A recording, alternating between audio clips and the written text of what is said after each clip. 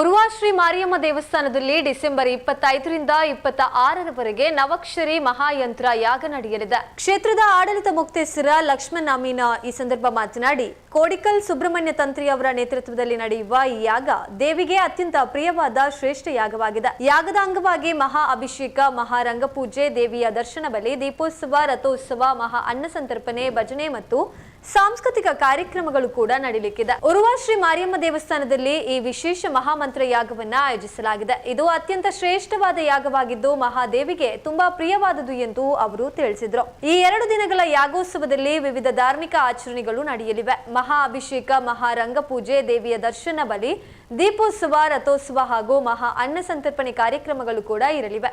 ಇದರೊಂದಿಗೆ ಭಜನೆ ಮತ್ತು ಸಾಂಸ್ಕೃತಿಕ ಕಾರ್ಯಕ್ರಮಗಳು ಕೂಡ ನಡೆಯಲಿಕ್ಕಿದೆ. ಈ ಎಲ್ಲಾ ಕಾರ್ಯಕ್ರಮಗಳಿಗೆ ಕ್ಷೇತ್ರದ ತಂತ್ರಿಯವರಿಯರಾದ ಕೋಡಿಕಲ್ ಸುಬ್ರಹ್ಮಣ್ಯ ತಂತ್ರಿ ಅವರು ನೇತೃತ್ವವನ್ನ ವಹಿಸಲಿಕ್ಕಿದ್ದಾರೆ. ಎಲ್ಲರಿಗೂ ಕೂಡ ನಮಸ್ಕಾರ. ನಾನು ಲಕ್ಷ್ಮಣಮಿ ಕೋಡಿಕಲ್ ಅಂತೇಳಿ ಉರ್ವಾ ಶ್ರೀ ಮಾರಿಯಮ್ಮ ದೇವಸ್ಥಾನದ ಆಡಳಿತ ಮುಕ್ತೇಶ್ವರ. ಕ್ಷೇತ್ರದ ಹೆಚ್ಚುಕಮ್ಮಿ 800 ವರ್ಷಗಳಿಂದ ಇದ್ದಂಥ ಈ ಮಂಗಳೂರಿನ ನಗರದಲ್ಲಿರುವಂಥ ದೇವಸ್ಥಾನ ಬಹಳ ಪುರಾತನವಾದಂಥ ದೇವಸ್ಥಾನ. ಈ ಕ್ಷೇತ್ರದಲ್ಲಿ ಪ್ರತಿ ವರ್ಷ ಮಾರ್ಚ್ ಅಥವಾ ಫೆಬ್ರವರಿ ತಿಂಗಳಲ್ಲಿ ವರ್ಷಾವಧಿ ಜಾತ್ರೆ ನಡೆಯುತ್ತೆ. ಜಾತ್ರೆ ಸಂದರ್ಭದಲ್ಲಿ ಚಂಡಿಕಾ ಯಾಗದ ಸೇವೆಯನ್ನು ಕೂಡ ನಾವು ಕೊಡ್ತಿದ್ದೇವೆ.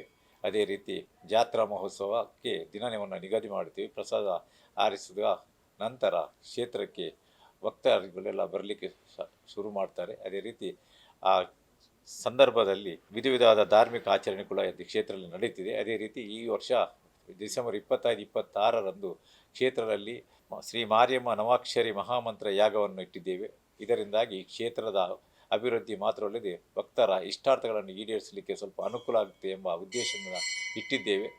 24, 25, 26 3 ದಿವಸ ಧಾರ್ಮಿಕ ಆಚರಣೆಗಳು ನಡೆಯಲಿಕ್ಕಿದೆ. ಅದರಿಂದ ಪೂರ್ವಭಾವಿಯಾಗಿ ದಿನಾಂಕ 24 ಡಿಸೆಂಬರ್ ಒಂದು ದಕ್ಷಿಣ ಕನ್ನಡ ಜಿಲ್ಲಾ ಭಜನಾ ಸ್ಪರ್ಧೆಯನ್ನು ಇಟ್ಟಿದ್ದೇವೆ.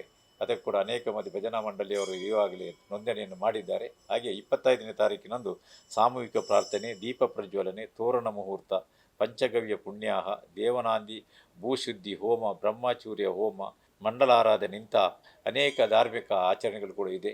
ಇದನ್ನೆಲ್ಲ ನಮ್ಮ ಕೋಡಿಕಲ್ ಸುಬ್ರಹ್ಮಣ್ಯ ತಂತ್ರಿಗಳ ಮುಂದಾಳತ್ವದಲ್ಲಿ ಆಗ್ತಿದೆ. ಅದೇ ರೀತಿ 26ನೇ ತಾರೀಕು ಬೆಳಿಗ್ಗೆ 7 ಗಂಟೆಯಿಂದ ಹೆಚ್ಚು ಕಮ್ಮಿ 10:30 ಗಂಟೆ ತನಕ ಈ ಯಾಗ ನಡೀತಿದೆ. ಯಾಗದ ನಂತರ ಅನ್ನ ಸಂತರ್ಪಣೆ. ಹೆಚ್ಚು ಕಮ್ಮಿ ನಾವು ಈ ಸಲ ಒಂದು 75,000 ಮಂದಿ ಭಕ್ತಾದಿಗಳು ಈ ಕ್ಷೇತ್ರಕ್ಕೆ ಒಂದು ಅನ್ನ ಪ್ರಸಾದವನ್ನು ಸ್ವೀಕಾರ ಮಾಡ್ತಾರೆ ಎಂಬ ಯೋಜನೆಯನ್ನು ಇಟ್ಟಿದ್ದೇವೆ. ಅದೇ ರೀತಿ ಈ 2 ದಿವಸಗಳಲ್ಲಿ ಲಕ್ಷಕ್ಕಿಂತ ಮಿಗಿಲಾಗಿ ಭಕ್ತಾದಿಗಳು ಸೇರುವಂಥ ಒಂದು ಅವಕಾಶ ಸಾಧ್ಯತೆ ಇದೆ. ಅದರಿಂದ ಈ ಕ್ಷೇತ್ರದಲ್ಲಿ ನಡೆಯುವಂಥ ಈ ಯಾಗದಲ್ಲಿ ಭಕ್ತಾದಿಗಳು ಎಲ್ಲರೂ ಕೂಡ ಬಂದು ಮಹಾಮಾತೆ ಮಾರಿಯಮ್ಮ ದೇವಿಯ ದರ್ಶನವನ್ನು ಪಡೆಯಬೇಕೆಂದು ಎಲ್ಲರಲ್ಲಿ ನಾನು ಪ್ರಾರ್ಥನೆಯನ್ನು ಮಾಡ್ತಿದ್ದೇನೆ.